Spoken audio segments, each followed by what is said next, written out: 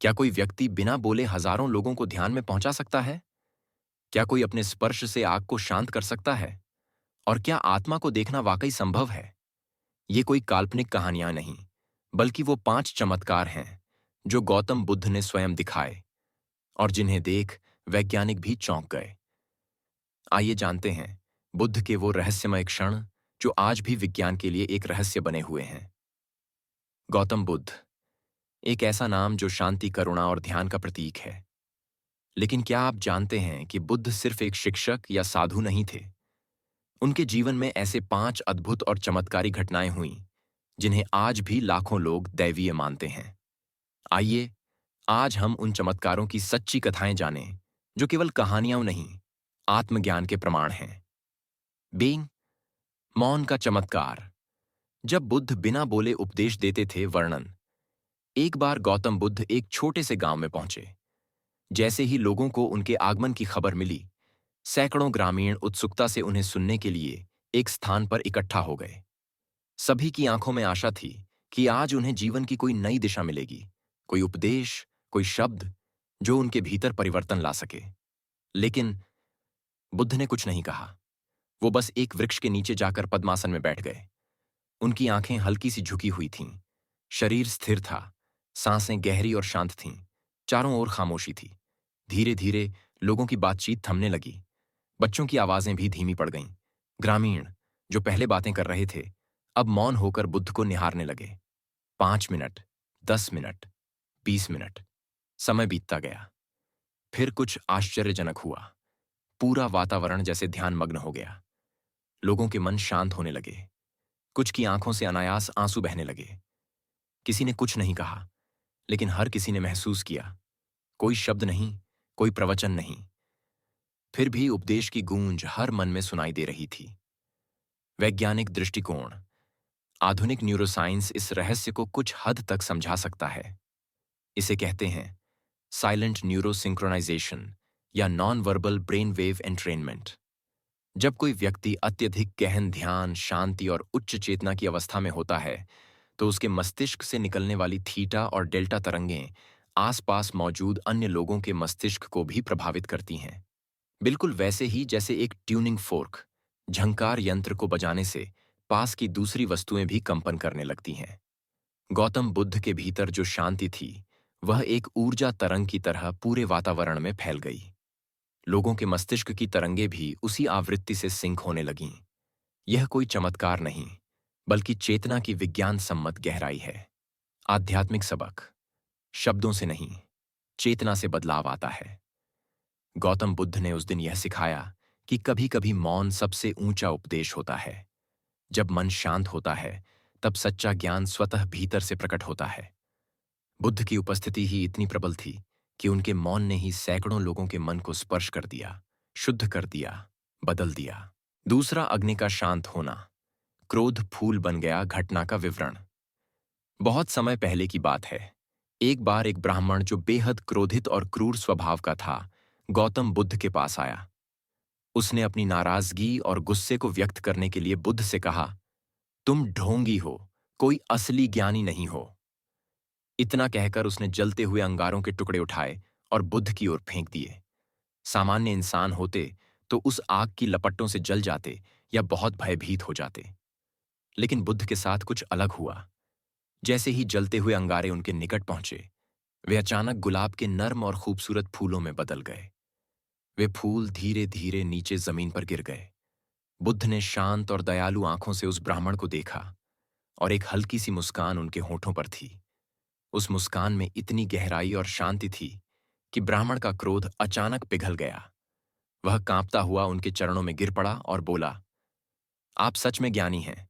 आपका ज्ञान और शांति किसी सामान्य मानव की समझ से परे है। गूढ़ संदेश। यह कहानी हमें सिखाती है कि शांति, प्रेम और सहनशीलता सबसे बड़ी ताकत है। जब किसी व्यक्ति के अंदर सच्ची शांति होती है, तो कोई भी क्रोध, नफरत या हिंसा उसके मन को हिला नहीं सकती। यहां तक कि आग भी उस व्यक्ति के सामने फूल बन जाती है। शांति ही वह शक्ति है जो हमें नकारात्मकता से बचाती है और हमारे आसपास के वातावरण को सकारात्मक बनाती है।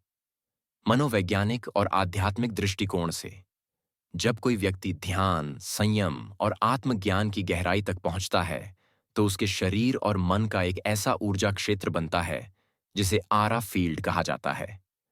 यह ऊर्जा क्षेत्र इतना शक्तिशाली होता है कि न केवल वह व्यक्ति स्वयं की रक्षा कर पाता है, बल्कि आसपास की नकारात्मक ऊर्जा को भी सकारात्मक ऊर्जा में बदल देता है। इसीलिए बुद्ध का क्रोधी ब्राह्मण के जलते अंगारों को गुलाब के फूलों में बदलना केवल एक चमत्कार नहीं, बल्कि एक गहरे आध्यात्मिक सत्य का प्रतीक है। शिक्षा। शांति सबसे बड़ी रक्षा है। क्रोध और नफरत का जवाब हमेशा प्रेम और सहनशीलता से दें। आंतरिक शांति से मन की ताकत बढ़ती है, जो हर विपरीत परिस्थिति में आपका सहारा बनती है। जब आप अपने भीतर की शांति को कायम रखते हैं, तो बाहरी दुनिया की कोई भी आग आपको नुकसान नहीं पहुंचा सकती। इस कहानी से हमें यह समझना चाहिए कि गुस्से और नफरत के बदले शांति और प्रेम ही असली विजेता हैं। बुद्ध का यह चमत्कार हमें सिखाता है कि जो शांति में स्थिर होता है, वही सच्चा ज्ञानी और मजबूत होता है। तीसरी, भविष्यदर्शिता। जब बुद्ध ने राजा को उसका भाग्य दिखाया, घटना का विस्तार। राजा प्रसेनजीत, जो उस समय अपने राज्य का शासक था, एक दिन अपने मन में उठ रहे सवालों और बेचैनी के साथ गौतम बुद्ध के पास पहुंचा। उसका दिल भारी था और उसे एक गहरी चिंता घेर रही थी। राजा ने बुद्ध से पूछा, हे भगवान, क्या मैं पुण्य के कारण स्वर्ग जाऊंगा? क्या मेरे अच्छे कर्मों का फल मुझे स्वर्ग में मिलेगा? राजा की यह जिज्ञासा मात्र एक धार्मिक सवाल नहीं था, बल्कि उसके जीवन की दिशा को लेकर एक भयभीत आशंका थी। वह जानना चाहता था कि उसका भविष्य कैसा होगा। बुद्ध की प्रतिक्रिया। गौतम बुद्ध ने राजा की बात सुनकर कोई तुरंत जवाब नहीं दिया। उन्होंने कुछ पल मौन रखा, जैसे कि वे राजा के मन की गहराइयों को समझने की कोशिश कर रहे हों। फिर बुद्ध ने कहा, राजन, मैं तुम्हें वह दिखा सकता हूं जो अब होगा, यदि तुम न बदलो। बुद्ध ने राजा को ध्यान की गहराई में ले जाकर एक दृश्य दिखाया, एक ऐसी तस्वीर जो भविष्य की संभावना को दर्शाती थी, न कि निश्चित भविष्य को। राजा ने जो देखा, वह बेहद भयावह था। युद्ध के मैदान में रक्त की बूंदें गिर रही थीं। राज्य संकट में डूब रहा था। लोगों का जीवन त्रासदी से घिरा था। अंत में राजा अकेला और पराजित था। वैज्ञानिक और दार्शनिक दृष्टिकोण। यह अनुभव किसी भविष्यवाणी से कम नहीं था, लेकिन बुद्ध ने स्पष्ट कर दिया कि यह निश्चित भविष्य नहीं था। यह संभावित परिणामों की चेतावनी थी, जो वर्तमान कर्मों और निर्णयों पर आधारित थी। इस प्रकार की भविष्यदर्शिता असल में एक चेतावनी है, जो बताती है कि यदि हम अपने रास्ते नहीं बदलते, तो हमारे कर्मों का फल हमें अवश्य मिलेगा। भविष्य और कर्मों का संबंध। यहां बुद्ध का संदेश स्पष्ट था। भविष्य लिखा हुआ नहीं है, भविष्य हमारे कर्मों से बनता है।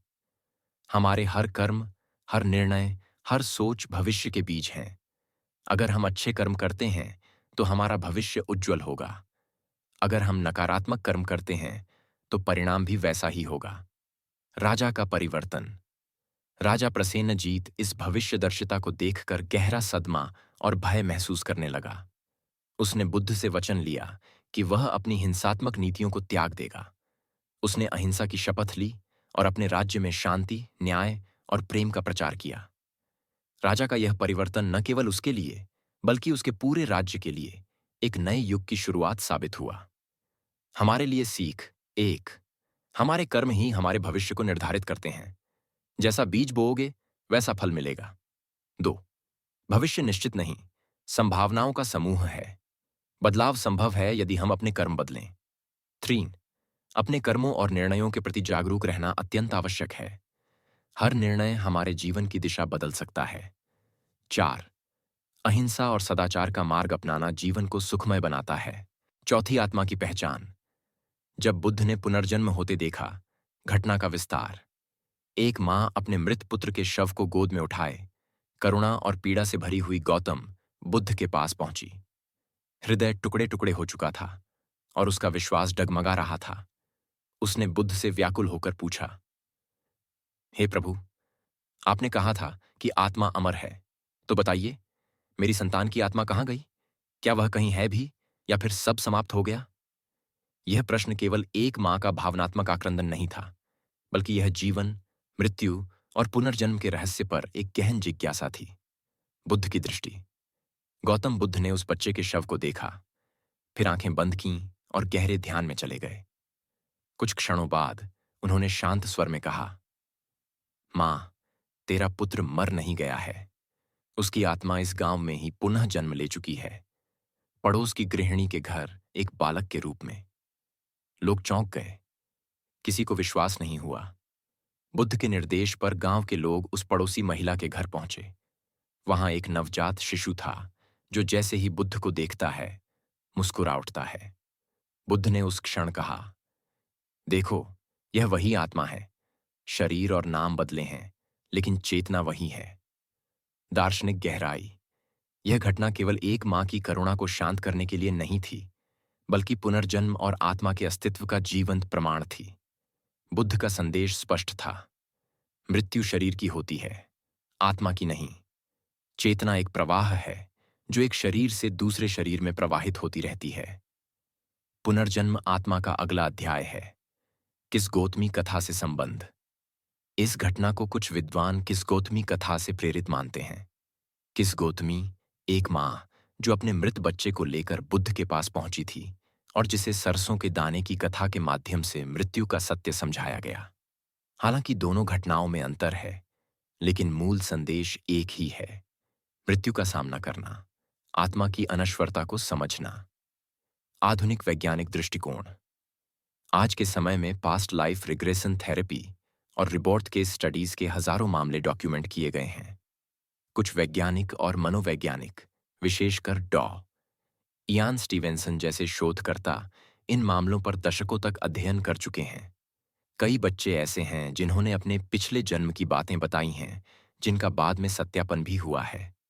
कुछ बच्चों ने पुराने परिवारों, घटनाओं और स्थानों को पहचान लिया, जिन्हें उन्होंने कभी देखा तक नहीं। हालांकि ये विषय अब भी मुख्यधारा विज्ञान में विवादास्पद माने जाते हैं, परंतु इनके प्रति जिज्ञासा और अध्ययन लगातार बढ़ रहा है। शिक्षा और संदेश। 1. मृत्यु अंत नहीं है, वह परिवर्तन है। 2. आत्मा अमर है, केवल शरीर बदलता है। 3. हर जीवन एक कर्म आधारित यात्रा है। 4. वियोग स्थायी नहीं होता, मिलन फिर होता है। गौतम बुद्ध ने केवल दर्शन नहीं दिया, उन्होंने अनुभव कर दिखाया। ध्यान की शक्ति। जब तूफान भी थम गया, घटना का विस्तार। स्थान, गया क्षेत्र, भारत काल। वह समय जब गौतम बुद्ध आत्मज्ञान की खोज में गहन तपस्या और ध्यान में लीन थे। गया में एक रात अचानक भीषण तूफान आया। हवा इतनी तेज थी कि पेड़ उखड़ने लगे, कच्चे घर गिरने लगे, जानवर चीखने लगे, लोग दहशत में अपने अपने घरों से भागने लगे। पूरे गांव में अफरा तफरी मच गई। परंतु उसी समय गया के एक पुराने पीपल वृक्ष के नीचे गौतम बुद्ध स्थिर मुद्रा में ध्यान में बैठे थे। न उन्होंने आंखें खोलीं, न शरीर को हिलाया, न डर दिखाया। वे पूरी तरह शांत, स्थिर और अडिग थे, मानो तूफान उनके लिए मौजूद ही नहीं। तूफान के बाद का दृश्य।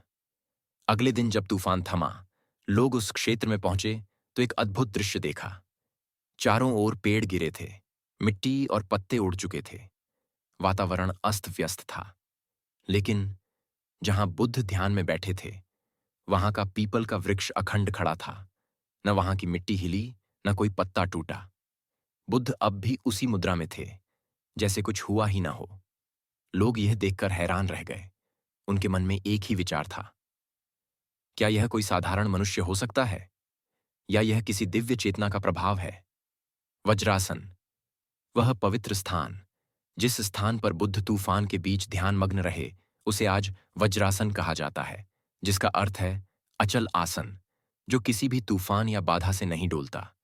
यह स्थान आज भी बोधगया में स्थित है, जहां बुद्ध को ज्ञान प्राप्त हुआ था। आज भी चमत्कार। स्थानीय लोग मानते हैं कि वज्रासन के चारों ओर अब भी हवा विशेष रूप से मंद चलती है। वहां बैठने पर मन स्वतः ही शांत और गंभीर हो जाता है। यह जगह आज भी ध्यान करने वालों के लिए सबसे शक्तिशाली स्थानों में गिनी जाती है। आधुनिक वैज्ञानिक दृष्टिकोण। कुछ वैज्ञानिकों ने बोधगया क्षेत्र की वायुमंडलीय स्थिति और मैग्नेटिक फील्ड पर अध्ययन किया है। हालांकि कोई चमत्कारिक पुष्टि नहीं मिली, लेकिन यह जरूर माना गया कि यह स्थान ऊर्जावान, शांति से भरपूर और मानव मस्तिष्क के तंत्र को शांत करने वाला है। मेडिटेशन की शक्ति को अब दुनिया भर में न्यूरोसाइंस और साइकोलॉजी द्वारा भी स्वीकार किया गया है। शिक्षा और संदेश। एक, बाहरी तूफान हमारे जीवन में बार बार आते हैं। संघर्ष, समस्या, डर, दुख। परंतु जो व्यक्ति भीतर से शांत है, वह उनसे अडिग रहता है। दो, ध्यान केवल अभ्यास नहीं है, वह आंतरिक बल का स्रोत है। जब मन स्थिर होता है, तो दुनिया की कोई भी शक्ति उसे हिला नहीं सकती। 3, वास्तविक शक्ति शरीर की नहीं, चेतना की होती है। ऐसी और वीडियो के लिए मिस्ट्री को सब्सक्राइब करें और वीडियो को लाइक करना ना भूलें।